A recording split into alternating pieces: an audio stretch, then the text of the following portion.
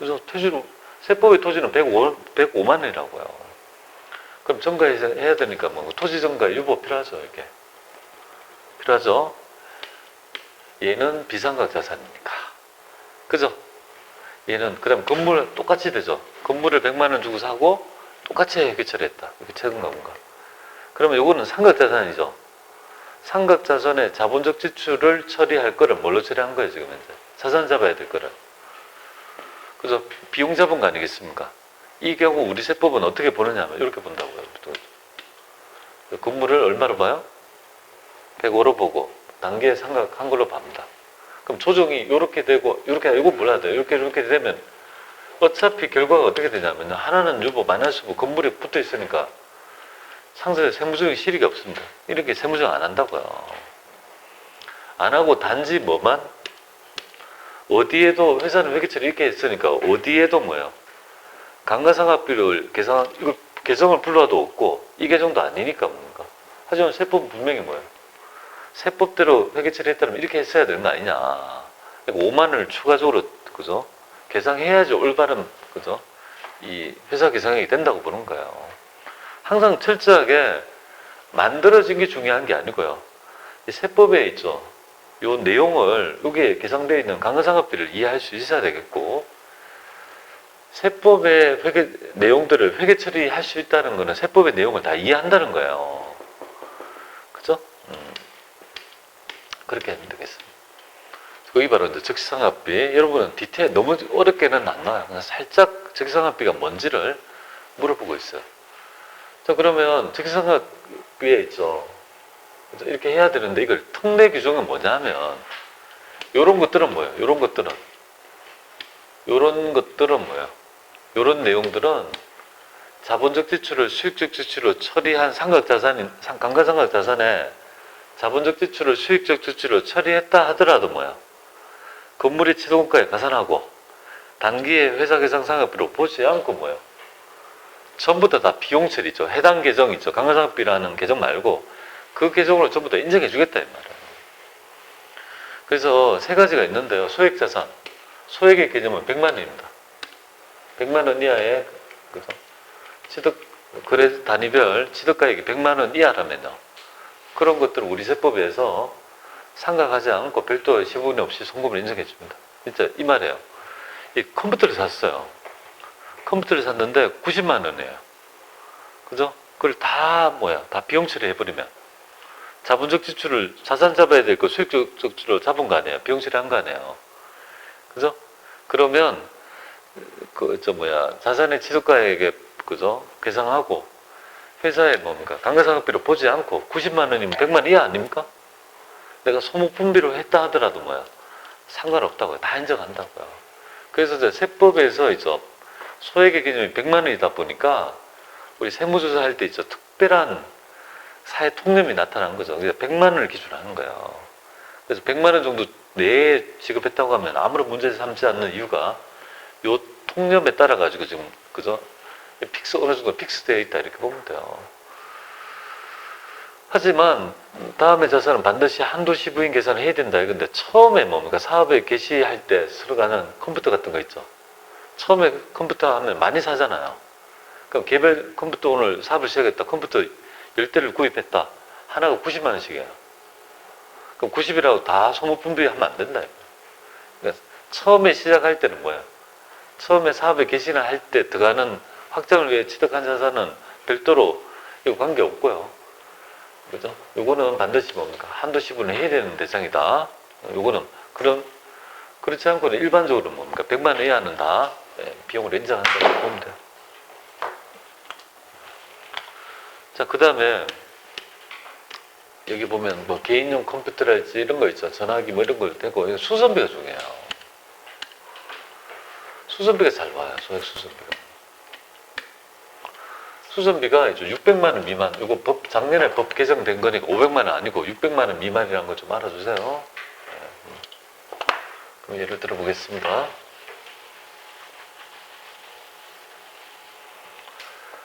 자, 건물이 있고요. 예, 건물이 있습니다. 건물이 있고, 건물이 있다 할까요? 건물이 있습니다. 여기에 수선비가 들어가요. 수선비. 수선비가 지출됩니다. 이 수선비는요, 수선비는 금액이 경우 1하고 경우 2 나눠서 볼게요. 경우 1, 경우 2. 하나는 500만 원이에요. 하나는 1000만 원이라고 가정할게요. 수선비. 그래서 이 수선비는 수선비 계정에 있습니다. 수선비 계정에. 그리고 이거는 자본적 지출이에요. 그죠? 이 경우에 수선비로 지금 500을 쓰잖아요. 그죠? 건물의 본질적인 가치를 증가시키는 수선비인데 500을 썼다 이거죠. 그러면 여기 600만 원 미만이죠. 미만이면 이거는 뭐야? 전부 다 무조건 수선비라는 송금 인정. 그래서 송금 인정합니다. 수선비라는 계정을 인정하고요. 그러면 경우 2는요. 여기 수선비를 1000만 원 썼다면 600만 원 미만이 아니지 않습니까? 맞죠? 600만 원 미만이 아니잖아요. 소액이 아니지 않습니까? 그러면 이거는 뭘로 봐야 되는 거죠? 계정 과목은요. 수선비가 아니고 뭐예요? 계정이 아니고 뭘로 봐야 돼요? 감가상각비, 적시상각비를 봐야 되지.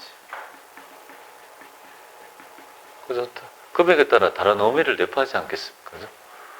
맞죠? 그러니까 수선비 중에 소액의 기준이 600만 원 미만으로 500만 원인데 법 개정이 작년인가 됐어요. 그러니까 금액을 가지고 여러분들 판단하셔야 돼요. 그래서 500만 원. 그래서 그러면 500이면 수선비 계정 인정. 한도 10원 없이 다 무조건 인정. 수선비는. 그리고 만약에 1000만 원이라면요. 저건 뭐예요? 수선비 계정을 100% 인정을 못 해주는 거야. 감가상각비 계정이 돼야 되지. 자본적 지출이니까. 그렇게 지금 한도 10원. 그럼 회사 계정 상각비로 가서 한도 10원을 해야 되는 대상이죠. 그죠? 그렇게 보시면 됩니다. 그 다음에 뭐 3년 미만의 주기적 수선비 이런 것들 보시면 될 것 같아요. 물론 이 장부가액의 5% 미달하는 정도에 있죠. 그런 수선비가 소액이라고 보는 거예요. 1억이면 뭐야? 5%면 1억은 건물이 1억짜리 있나?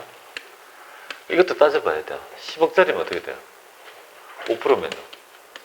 5천만 원 아닙니까? 그러니까 건물의 금액 있죠. 장부가액에 비례해서 소액의 범위가 5%가 정해지는 거죠.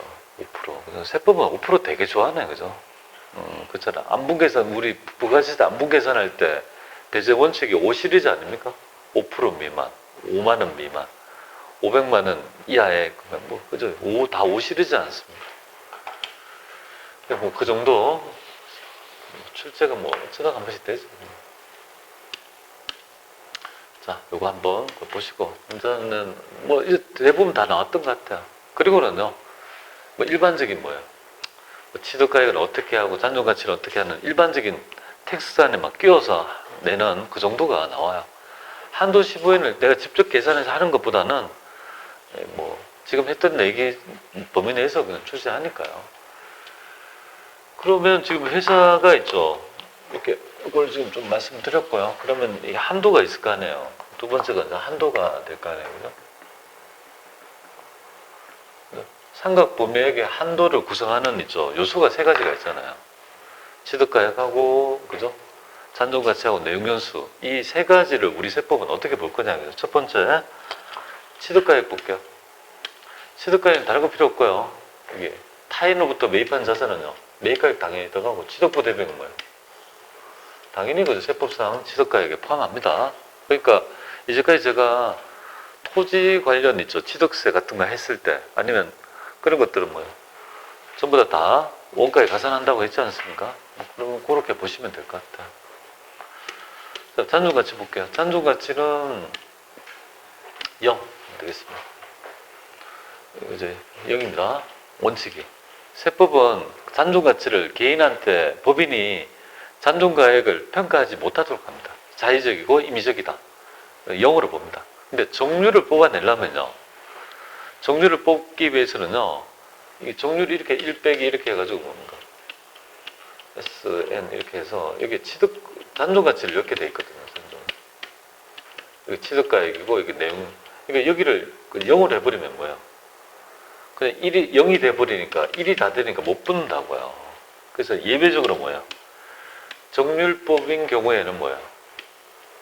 5% 정도가 남아있다라고 있죠. 잔존가치를 남아있다라고 가정해서 정률을 뽑아내는 그런 구조를 가진다 이렇게 보면 돼요. 그래서 자, 그 정도 보고 그 다음에 이제 비만가액 볼까요? 자, 비만가액은 어떻게 하는 거냐면요. 우리가 이제 비만가액을 1,000원 남긴다 이 말인데 제가 그냥 자산의 평가 차익에 비만가액 1,000원이 몇 번 나왔는데 제가 얘기를 안 했던 이유가 비만 계정이 뭔지를 알아야지 그걸 이해해야 할 것 같아서 제가 요걸 가지고 좀 설명을 드리도록 할게요. 우리 상각이 다 완료됐어요. 올해 마지막이죠. 남아있는 잔존가치가 9만원이라고 가정할게요. 다 상각을 쭉 하고 올해 마지막 연도에 남아있는 상각 대상 금액이 9만원이라 할게요. 올해 다 계상을 했습니다. 계상을 했습니다. 그럼 우리 세법에서는요, 이 상각이 완료됐다 하더라도 여전히 자산을 처분하지 않고 사용하고 있는 자산이 많죠. 5년이지만 더 이상 쓰고 있는 자산도 많죠. 그리고 팔지 않고 가지고 있는 경우도 있지 않습니까? 자, 그렇다면 1,000원을 남기도록 해요. 1,000원. 그러니까 마지막 연도에 뭐예요? 그죠? 상각이 완료 마지막 연도라도 너의 존재를 다 해버리면 뭐예요? 그죠? 우리가 기장을 하지 않는 입장에서 너의 존재를 모르니까 1,000원을 남기고 뭐예요? 조정을 하도록 규정합니다. 그런데 다 했다면 뭐예요? 세법은 1,000원을 남기고 해야 되니까 이걸 이만큼 부인해서 유보를 달아놔야 되죠. 그러면 이제 여기에서 있죠. 감가상각비 있죠. 뭐 해당 계정 건물이면 건물 감가상각비 딱 해놔서 그죠. 상각이 완료되기 전까지 아니 그러니까 처분하기 전까지는 비만가액을 딱 했다가 나중에 이제 처분하게 되면요. 이걸 추인해서 없애는 이런 과정을 가지게 됩니다. 근데 제발 좀 이거 뭐야? 5% 이런 거 왜 하는지 모르겠어요, 저는. 둘 중에 적은 금액을 비만가액으로 한다 이거죠. 비만가. 그러면 1,000원보다 적어지려면 도대체 얼마가 되죠? 10만 원 해보세요. 5%면 5,000원 아닙니까? 그러면 3만 원 하면 얼마 되죠? 1,500원. 그럼 2만 원 하면 1,000원. 그럼 더 적어지려면 만 원? 만원 500원이잖아. 그럼 뭐 만 원을 감가상각합니까? 아, 그러니까 이거는 그저 의미가 없는 거잖아요. 그냥 왜 이런 규정을 하는지 모르겠어요. 뭐 1,000원을 남긴다 이렇게 하면 좋겠는데 실무는 다 1,000원 남깁니다. 그래서 아까 전에 그저 뭐 이렇게 뭐 우리가 유가증권 있죠. 부도 납부다 이런 거 있죠. 감액을 하지만 1,000원을 남기는 이유가 아직 얘를 팔기 전이니까 그 존재 때문에 1,000원을 남기는 거예요. 다 1,000원 비만가예요. 그렇습니다. 그래서 비망이 뭐죠, 여러분들? 비망이 뭐죠? 비자 이렇게 안일비잖아요. 망이 뭐죠? 잊을망, 안일비. 잊지 말자 이 말이죠. 너의 존재를. 비망이 이거예요. 군대 갔다 오신 분이 여기 없죠. 한 분밖에 없네. 하여튼 뭐 군대 여성분들은 군대 가는 게 좋아요. 우리 여성 징병제 뭐 이렇게 나오잖아요. 여성 군대 가면 좋은 거예요. 군대는 안 좋아요. 왜 이런 말씀드리면 군대 제대하면 비망록을 써줘요. 후배들이 뭐야? 이렇게 사진 스크랩에 뭔가 사진을 딱 정리해서 입대 있죠. 신병 때 사진 붙이고 병장, 상병, 병장 때 여러 가지를 딱 사진첩을 만들어주고 부대원들이 뭐야? 글도 막 하나씩 적고 편지 같은 거 적고 뭐 선물, 패 이런 거 있죠. 우리 전우를 잊지 말라고. 그러면 패 같은 걸 가져온다고. 상패 뭐 이런 거 전역할 때. 그게 비망록이라는 거예요. 우리를 잊지 말라고. 저도 이거 받았어요, 비망록. 그리고 뭐 사단에 신고하고 있죠. 나와서 이제 제대했을 거 아니에요. 아직도 기억나요? 아직도 제대는 기억이 나요. 입대하고. 제대하면서 있죠. 그 비망록 있죠. 다 버렸습니다, 쓰레기. 아니 뭘 잊지 마라. 뭐 잊어야지, 그죠? 군대는 잊어야 될 흑역사예요. 이러면 안 되나? 하여튼 그래서 그 뭐 군대 여성 뭐 요새 뭐 이렇게 뭐 징병제 이렇게 말이 좀 나오던데요. 안 좋은 거예요. 군대는 안 좋은 거예요. 되게. 얼마나 좀 고통스러우면 잊지 않으려고 그죠? 그렇게 하겠습니까? 비망록 잊지 않아야 돼요. 요 존재를 팔기 전까지는요. 비망록 1,000원, 비망가액 1,000원 남긴다 이렇게 보면 돼요.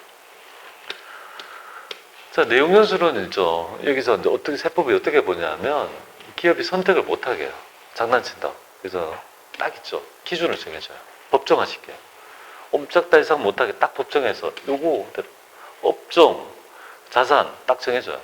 제조업, 기계장치, 차량 운반은 5년이야, 5년. 다른 거 하지만 5년 써. 아니, 우리는 필요 없다고. 너의 얘기가 그런 건 필요 없어. 장난친다. 획일적으로 내용연수를 추적해주면요. 조기상각하거나 이거 장난친다고 봐서, 그죠? 이 기준을 정하는 거예요. 그런데 그래도 뭐예요? 이 어떤 업종에 따라 있죠. 조기상각 빨리 쓰는 것도 있고 하니까, 그러면 이제 기준이 있으면요. 신고를 하도록 하는 거예요. 신고하게 되면요.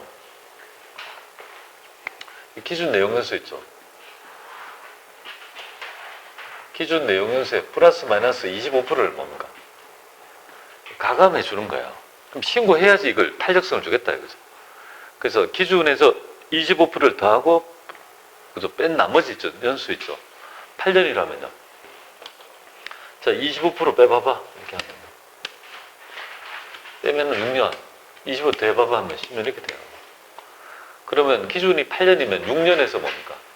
몇 년까지? 6, 7, 8, 9, 10 있죠. 중에서 내가 선택할 수 있는 거야. 이렇게 해서 약간의 탄력성을 주고 있습니다. 그죠? 그러면 우리는 5년짜리가 일반적이잖아요. 5년이 되게 많잖아요. 뭐 우리 기계장치, 차량 운반구, 그죠? 뭐 그런 게 5년이 많잖아요. 5년은 어떻게 정했냐? 여기 5년이면 25%를 딱 빼니까 이게 얼마가 되냐? 3.75였는데 돼요. 소수점이 떨어져요. 25% 더 하니까요. 일단 빼고 이거는. 여기 더 하니까 6.15였는데 돼요. 소수점 어떻게 할 거냐? 가까운 거. 4년이 가까워요? 3년이 가까워요? 4년. 그러니까 4년 이렇게 돼요. 이건 6년이 가깝냐? 7년이 가깝냐? 6년. 이렇게 해서. 그래서 5년이 기준이면요. 4년, 5년, 6년 중에 뭡니까? 선택할 수 있도록 했고요. 그래서 저번에 우리 업무용 수용사 중에 4년 정률이 뭐예요? 가장 빠른 내용연수에 있죠. 정률상각이 조기상각. 이렇게 해서 사람들이 가장 많이 깎아먹는 형태가 4년 정률이었다 이거죠. 이렇게 정해집니다. 그런데 이제 이걸 신고를 해야 돼요. 내용연수를. 여기 시험에 잘 나와요. 그러면 신고 내용연수는요. 신고함으로써 내가 인정받는 거 아니겠습니까? 언제까지? 법세지, 법인세 과세표준 신고 기한까지 뭐야? 나는 어떤 내용연수를 한다는 거를 그죠? 신고해야 됩니다. 신고 안 하면요. 신고 안 했다면 세법은 어떻게 볼까요? 신고는 당연히 그죠? 기준으로 그죠? 기준 내용연수를 원칙으로 하겠지. 그죠? 그러니까 사전했다면 인정 못 하겠다 이 말이에요. 자, 이렇게 보면 되겠어요. 한산 내용 넘어갑니다. 자, 이거 한번 가볼게요. 자, 도매업을 영위하는 3일은 정기의 매장을 임차에 사용하다가 단기에 뭡니까? 건물을 최초로 취득하고 세무상 감가상각 내용연수를 신고하고자 한다. 건물의 취득 일자가 7월 그죠? 단기가 올해 그러니까 취득 일자가 그죠? 5월 14일이라면 이 세무상 감가상각비에 신고는 언제까지 해야 되냐 그죠? 상각자산이 없다고 상각자산 취득했죠? 그건 신고해야 되죠. 신고 안 하면 기준으로 가야 되는데 내가 신고함으로써 신고 내용연수를 적용받을 수 있잖아요. 그럼 신고는 언제까지 한다고 했습니까? 당연히 있죠. 상각자산이 취득한 날에 속하는 과세표준 있죠. 신고 기한이 언제죠? 우리 다음 연도에 3월 말까지가 법인세 신고하는 거 아닙니까? 언제까지? 올해가 2017년도잖아요. 그 법인세 신고는 그 다음 연도 하지 않습니까? 2018년도 3월 말까지 하시면 되겠습니다. 이렇게 한다 이렇게 보시면. 상각 방법은요. 우리 유형자산인 경우에는 유형자산 중에 광업을 좀 빼볼까요? 광업은 사람들이 어려워할 것 같아요. 자, 유형자산은 건물은 정액법밖에 안 해요. 그리고 일반적인 다른 자산은요 선택할 수 있어요. 정액. 무신고시 방법은요. 얘는 정액법, 얘는 정률법 이렇게 돼요. 그러니까 즉 이 말은 요 중에는 선택이잖아요. 근데 건축물은 뭐야? 신고도 정액법밖에 안 되고 무신고는 당연히 정액법밖에 안 되겠죠. 근데 얘는 무신고는 정률법이 원칙이라고 보는 거예요. 그래서 무신고시 방법은 건물은 정액, 나머지 자산은요. 정률이 원칙이 돼. 대신에 얘는 선택할 수 있어요. 그리고 광업은 어떻게 되겠습니까? 광업은 최고 깔맞춤이 뭐죠? 생산량 비례법. 생산. 광업은 무조건 뭐예요? 생산량 비례법이 가장 우수한 방법이죠. 광업은 그렇습니다. 그 다음에 여기 무형자산도 뭐예요? 우리 정액법만 원칙. 그러다 보니까 실무가 어떻게 나타나요? 건물과 무형자산은 무조건 정액법, 나머지는요, 정률법. 이렇게 쓰는 게 실무가 나타나는 이유가 이렇게 돼 있어. 그럼 개발비는 좀 볼게요. 개발비는 가끔 출제되니까 개발비를 만약에 신고하면 뭐예요? 20년 내에 뭡니까? 정액법으로 할 수 있죠. 정액법이니까. 근데 막 무신고하면 뭐예요? 조기상가 5년의 정액법이에요. 신고 여부에 따라 이걸 좀 다르게 보고 있다 이렇게 보시면 돼요. 자, 우리 강간상각비 한도는 이렇게 구해요. 그냥 이렇게 구한다는 거 아시면 되겠습니다. 이거 넘어가고요. 이거 한번 보겠습니다. 자, 강간상각비에 관한 설명으로 가장 올바르지 않는 거 기계장치의 무신고 방법은 정률법 맞고요. 자, 고정재산에 대한 자본적 지출은 기존의 고정재산의 장부가액에 합산하여 그 자산의 내용수를 그대로 보면 당연히 맞는 얘기지. 자본적 지출을 수익적 지출을 처리한 게 아니잖아요. 자본적 지출을 처리했다면 당연히 그 가산에서 당연히 그죠 상각하고 배분하겠지. 유형자산의 잔존가치는 0, 무형자산의 잔존가치는 10. 뭐야 말도 안 돼. 하여튼 유형이든 무형이든 그저 잔존가치는 없습니다. 이게 잘못된 거고. 그죠? 월수에 따른다. 보면 되겠습니다. 아닌 거 찾고요. 그 다음 중 강간상각비에 대한 설명으로 올바르지 않는 거.